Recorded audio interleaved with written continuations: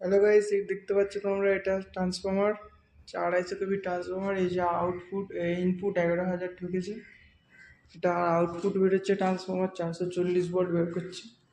এই যে আমরা এই যে কাজে এসেছি এখন ট্রান্সফর্মারে, এই যেখানে অয়েল লিক করছিল, কাজ কমপ্লিট। এই যে 440 ভোল্ট হচ্ছে আউটপুট বেরোচ্ছে, ফেজ, নিউট্রাল, আর্থ।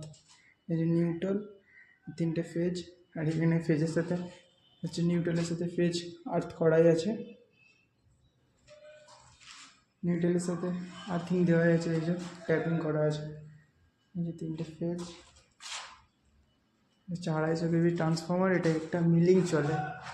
এই যে আমরা এখন তেল ভরবো, কতটা তেল আছে এটা চেক করব। তেল কম আছে, তো এখানে আমরা তেল ভরবো এখন। তেল আসছে, এই যে ট্রান্সফর্মারে তেল রাখা আছে। এই যে এখান থেকে তেল বার করে